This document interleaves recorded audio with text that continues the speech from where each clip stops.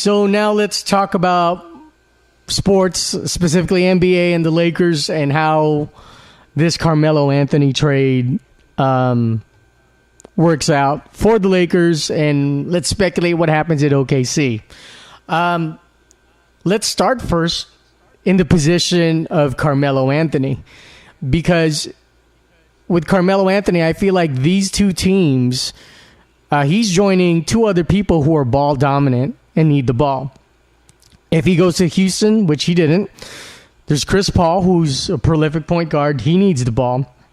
James Harden, for all we care, would be the non-defensive version of a ball hog for scoring.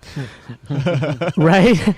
And then Russell Westbrook, who's a great ISO, different-spirited Kyrie Irving, where he was the MVP, great stats, tons of assists, but they're ISO assists. They're not very complimentary assists in the sense of like the function in non-ISO. Paul George may be forgivable. He may be the most team-oriented guy out of the two teams, but I still feel he needs the ball. So if you were Carmelo, you can include any other team, like Cleveland, which we discuss off mic, that it would have been better if Kevin Love Carmelo swap would have happened. If you were Carmelo Anthony, which team would you guys would have rather played with? I'm sorry, wait. You said if Cleveland was off the table? No, you can include any team you want. Oh, okay. Then yeah, Cleveland, because I seen what Melo went for with Cantor and McDermott in a second round pick, not even a first, a second. That drew a lot of suspicion, because I'm really thinking now, like, wow, what is Kevin Love worth? Because I think Kevin Love would succeed in New York. I think Carmelo would also be a part of the championship caliber team and have a good chance at winning a ring. So with Cleveland. So I thought that was a beneficiary trade to where, like, you won't have to add that many other pieces to the trade, where if you just trade Kevin Love and Melo straight up, it will be beneficiary for both of the teams. Yeah, I'm wondering why that didn't happen. I remember that being, was that last season or the season before? Both. Well, technically, the last two right? seasons, yeah. Okay. Yeah, well, last season too, though, Cleveland was on kind of a roll, and it kind of fell through when they weren't doing as hot and they didn't want to break up the chemistry or whatever. There was a little bit more gamble because they were defending champions, right? I guess that's my logic. Yep. But I'm surprised that they got kind of peanuts. The Knicks they got kind of peanuts for Carmelo. So why wouldn't they want Kevin Love? I think the Cavs were really afraid of picking up Melo's contract.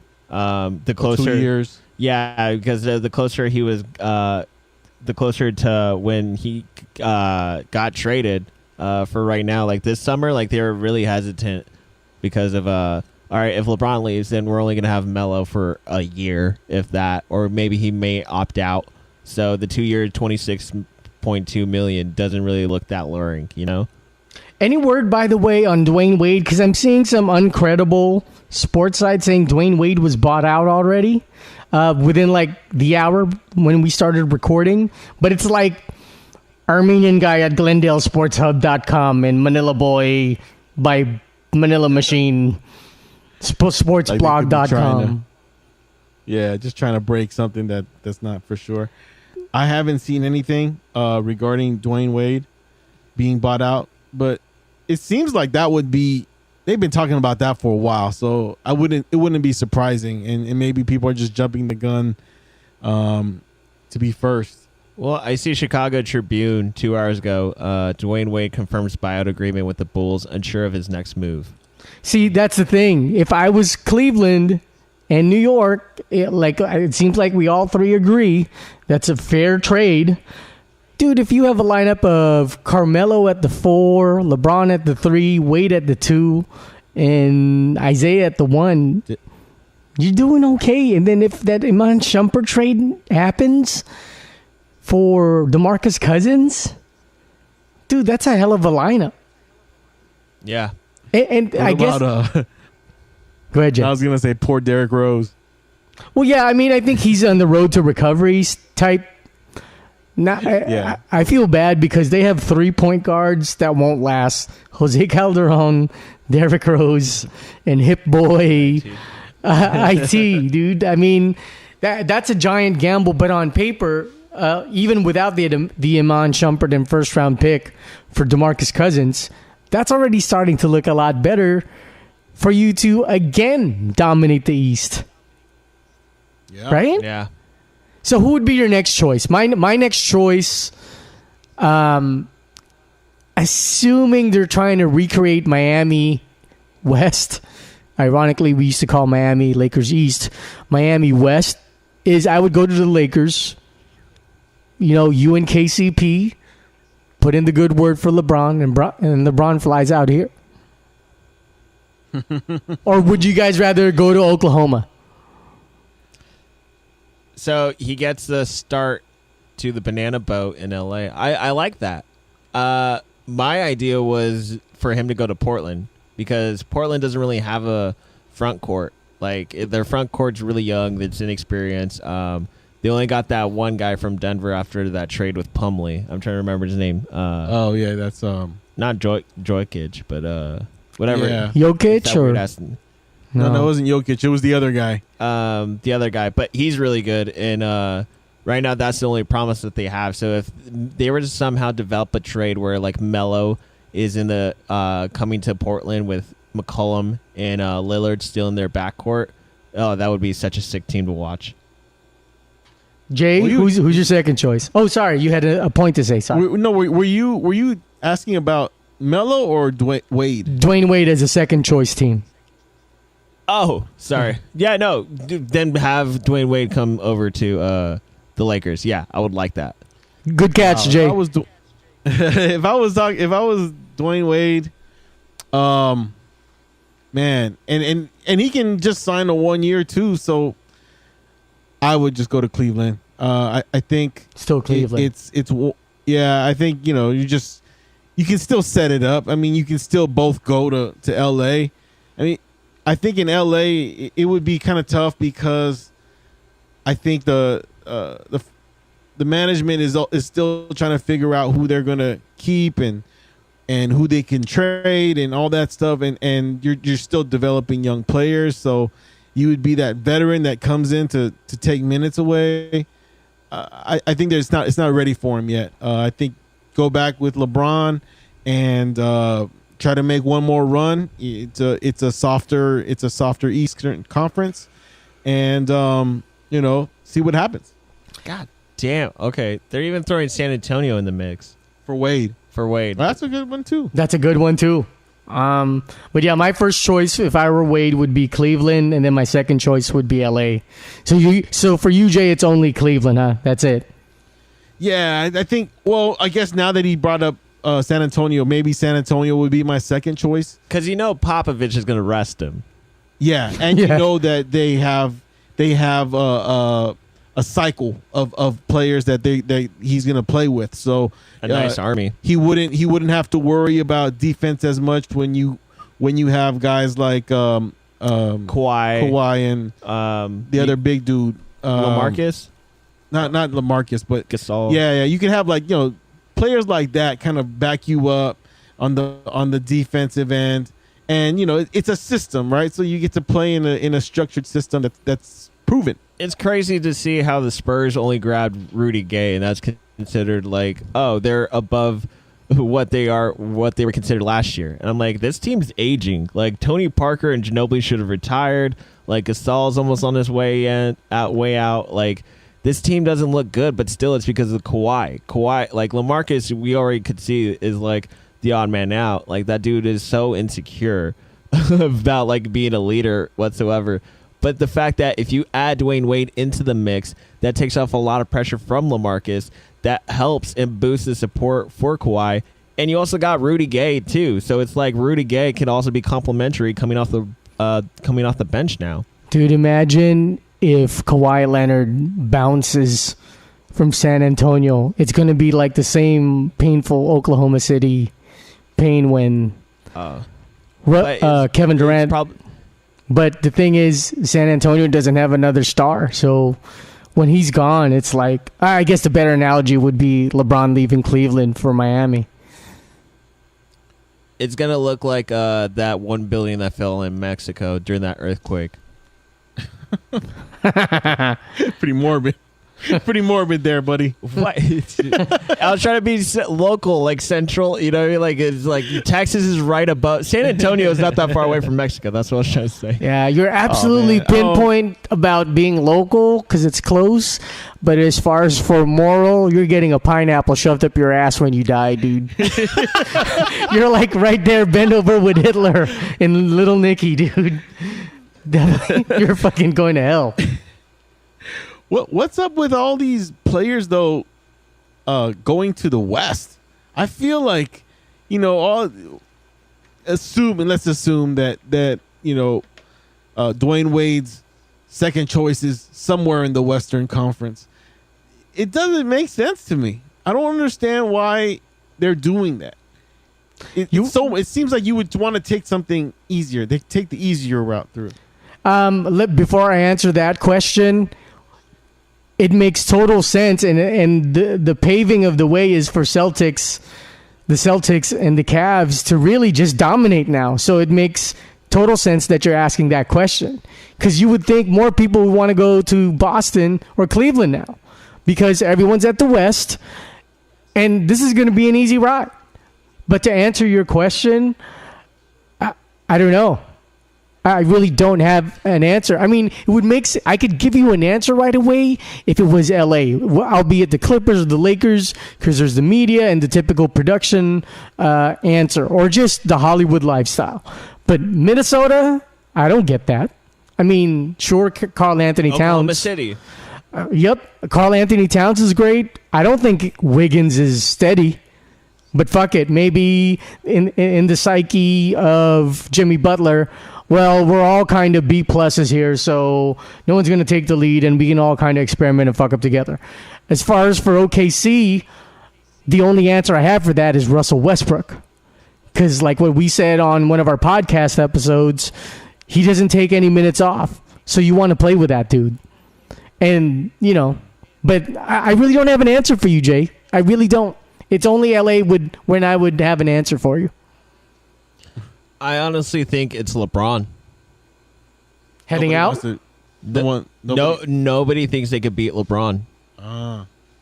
Even at like this part of where like it's probably like he's Superman and you finally discover like, oh, kryptonite is his weakness because he's getting old. He's getting up there.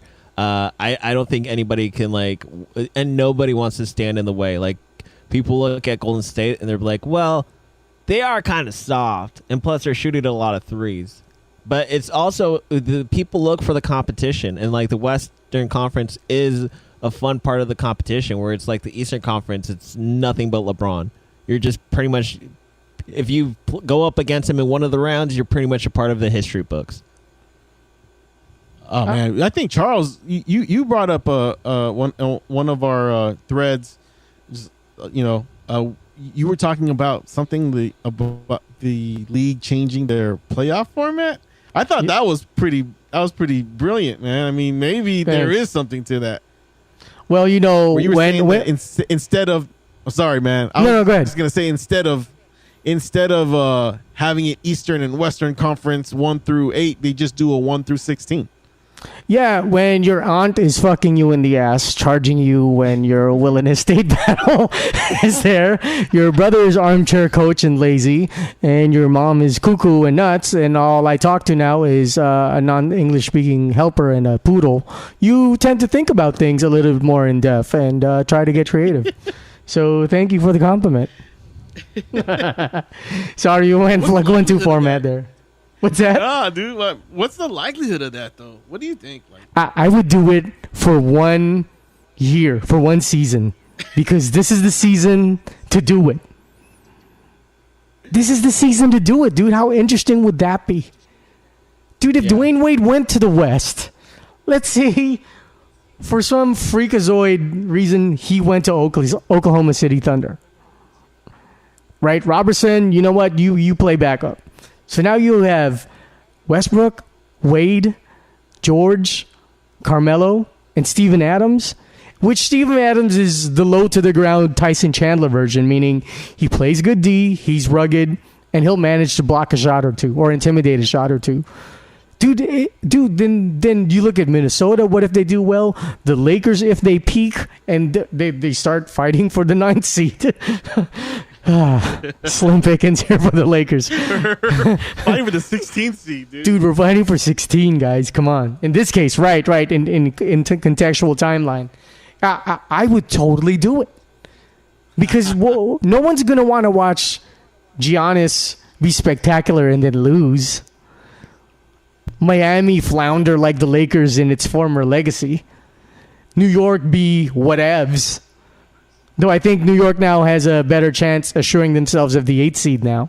Because now hopefully it's all about chemistry.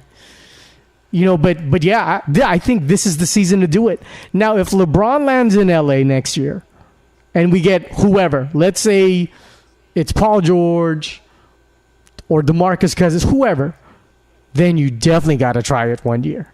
Because that's where all the money's going to be generated.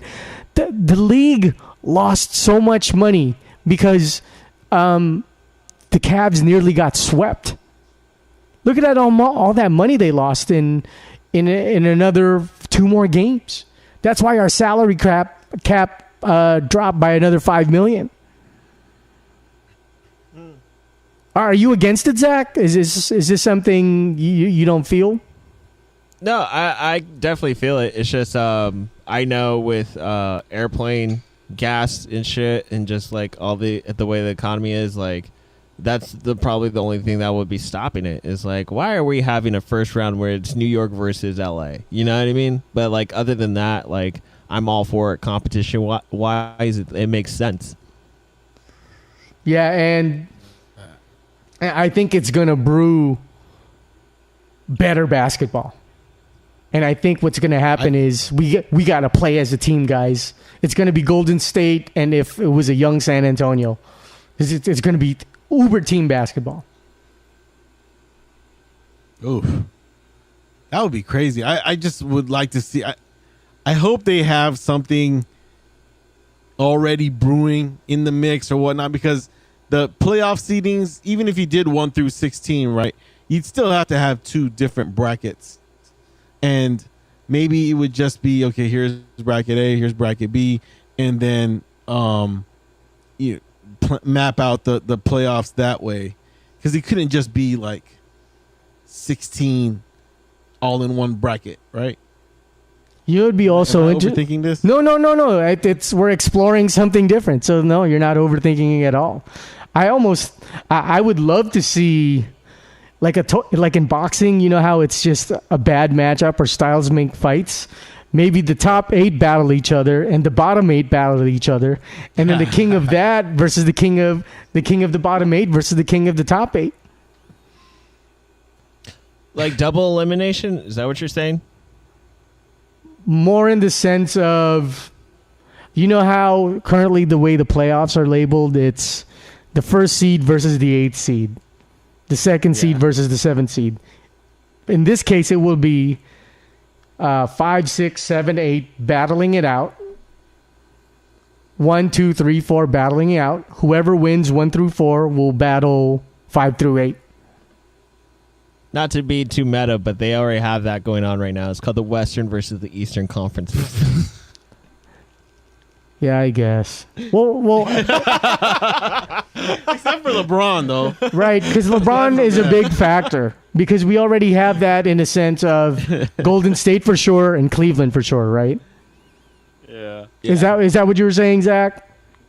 Yeah, no, I was just saying like the Eastern Conference was the loser side, like the loser winners, where right. you had the winners. Like, yeah, right. That's what I was just right. joking about.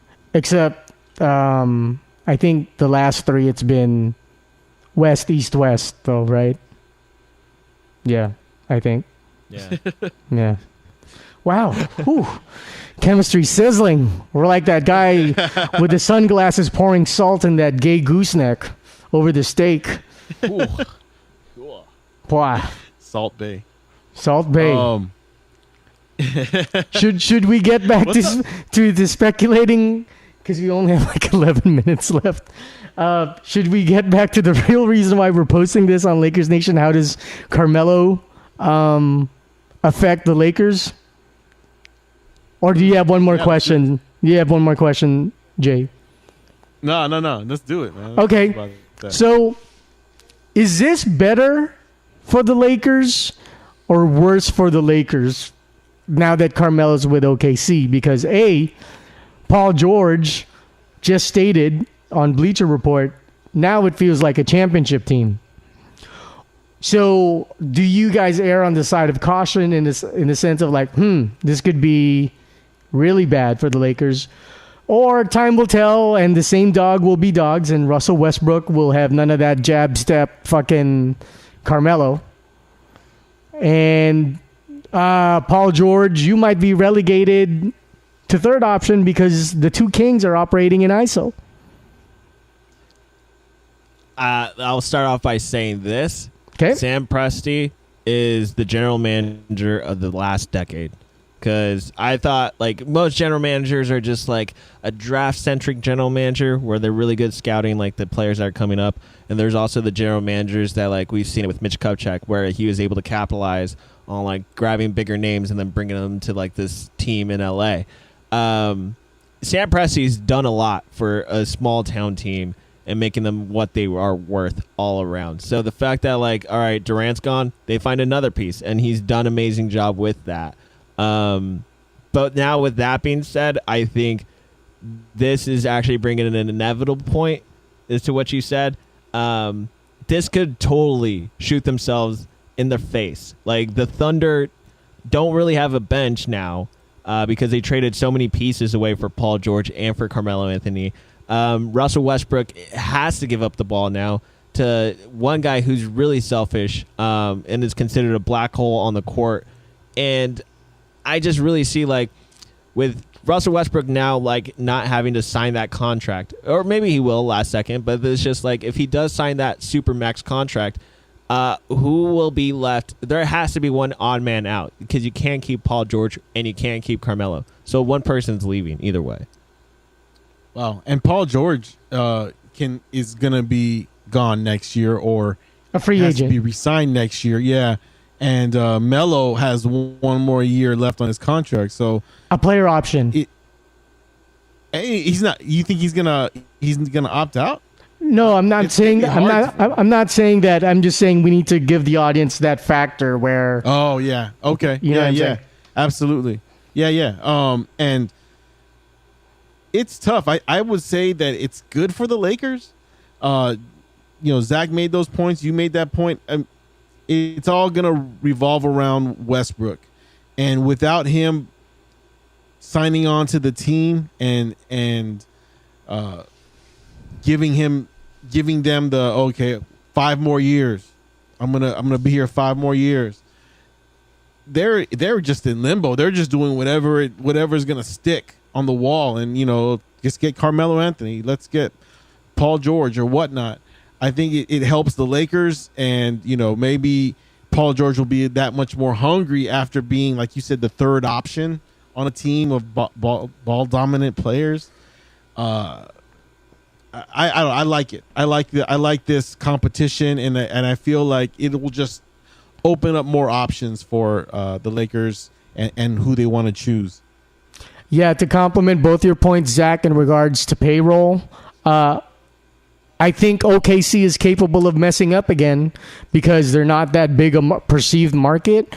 And it's going to be like, okay, I guess we'll let go of James Harden and then we'll get this guy, Kevin Martin. Exactly. And then, okay, let's let go of Ibaka. Let's just let go of Ibaka. Let's just let him go. In order to try to keep this one star player. Right, and what could happen, let's just say it's a dream sequence. It's very Dallas Maverick lightning in a bottle. They will not be able to maintain the same roster. Let's say they win. They're not going to be able to maintain the same roster. And the only threat, which I don't think it's going to happen because nature is nature, is if Carmelo Anthony becomes hood Carmelo Anthony, And if Carmelo Anthony becomes Olympic team Carmelo Anthony and he buys in. But he's been like that all his life. You look at Michael Jordan, you look at Kobe Bryant, you look at Magic Johnson, Magic will still pass. Jordan and Kobe will still be spectacular in the perimeter, in isolation, and in post-up. It's just nature. And with Carmelo, the only time I wanted Carmelo with the Lakers wasn't when Kobe was still here, was actually to get rid of Luol Deng's contract. That was it. That was it. And even you guys, took me to the other side of go like, dude, he's a bad seed. He's a bad apple. But for me, that's the only time is to get rid of Luol Deng. And like what you said on the thread off mic, Zach, Luol Deng's contract is a motherfucker, dude. Yeah. So, go ahead, Zach. No, I will say this. Carmelo is one of the best scorers of all time. Like, he is one of the best scoring, just from, the range, how tall he is, the fact that he has such a good percentage from three-point line, field goal, and free throw line. Like, this guy is, undeniably that great. I loved what you said about the Olympic Melo versus the hood Melo because, again, the only time I've ever seen him play defense was, I want to say, back in 2013 when he was first half. When he was the scoring champ for that season, and it was only because that scoring title was going up against Kevin Durant when he was playing at the Thunder, and it was an away game. And I remember, he was playing defense as if his life depended on it. Like, he was guarding Kevin Durant so tight, and I was like, dude, what is this going to change? Is this a new Melo? Right. I also feel it's a strong case for who you land with is important. George Karl is a decent, he's a Hall of Famer coach, but he's not the greatest of all coaches. If someone like Carmelo landed with San Antonio, then the same way LaMarcus Aldridge was supposed to replace Tim Duncan, Kawhi Leonard could have been the next three, and then Carmelo could have groomed him. But him playing at Denver with knuckleheads like Kenyon Martin and J.R. Smith. And who's the Birdman again? Who's the Birdman? Chris Anderson. There you go. And then Allen Iverson. It was just bad grooming, man. Just bad grooming. Or maybe I'm wrong. So I don't know. What would you think about Detroit Pistons if they did draft him second? I'm not a fan of Larry Brown for longevity. He's Mr. One and Done or Two and Done. I think the last of, Larry Brown was terrible with the Clippers. The only decent, he was okay at best with the Indiana Pacers. His best run, which by the way, he bailed after a season and a half, was with Philadelphia. Yeah. So he would have been bad grooming. Was not bad. He was not bad. Pistons but not bad. But I'm saying him as a groomer, as a longevity coach. Yeah. So that's a good point. So yeah, I think Melo will increase the chance, and the other combustible entity, like what you said, Jay, is Kevin Durant. And same thing with Lonzo Ball. I think this kid is the most critical hub for us to attract free agents. I think this is the guy that's going to go, dude, you're going to get the ball. You're going to get the ball. Yeah. And it seems like, with all the things that's happening around him, it doesn't seem like it's bothering it or it's affecting him yet. We do still need to see him go against all the big dogs in the West and all that, but still it just seems more and more that he's able to handle all of the external pressures and all the lights and the cameras and all that stuff. It just makes it even more clear how he belongs on the Laker franchise. Clear is good. That's a good word to use. It's clear. There's a sense of direction. You know what you're gonna get. They're young. They're young. Their dicks are full of fucking semen. They're ready to fuck, and they're gonna ball.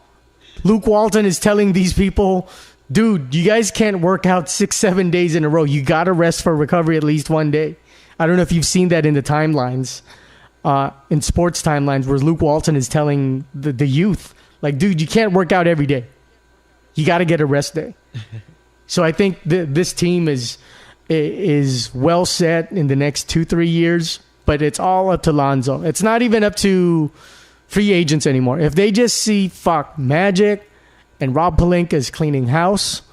I like this kid Lonzo, Brandon Ingram. If he is really climbing up the way he's projecting or showing projection, I think we're going to be okay. I'm going to take your thoughts. I'm going to be gone for a quick minute. I'll let you guys discuss this Andrew Bogut signing. What are your thoughts? Do you think it's a good move? Is he going to get injured? What's going to happen with Andrew Bogut? Yeah, it seems like with Bogut, there was just a need to spend money or just get another big man. I don't see him being that much of a factor long term. I think he's he's a veteran presence and maybe a reliable source of what you're gonna get out of him. To be physical in the post, to be a defender.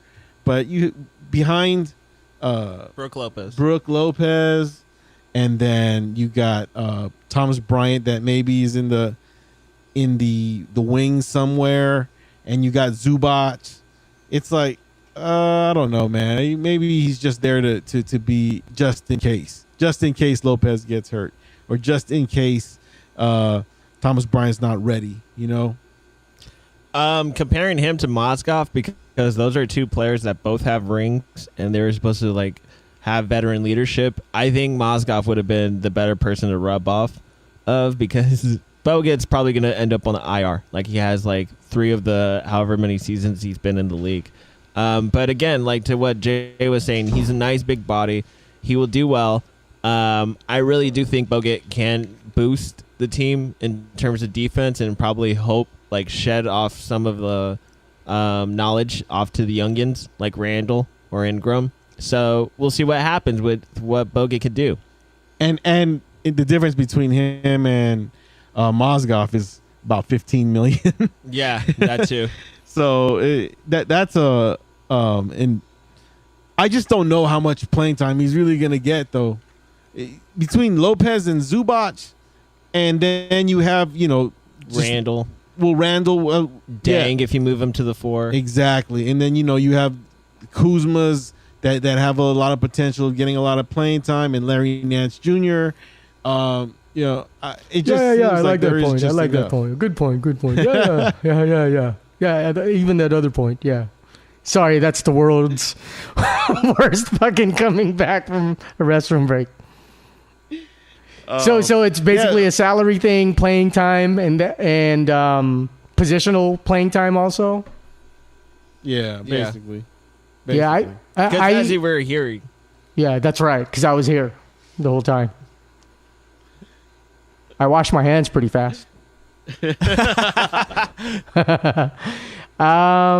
So that's it for this week's episode. Signing off, a dual type episode, societal and cultural, Plug 1-2 on the Island Block Network, and Lakers Nation podcast slid right in. So thank you. Signing off.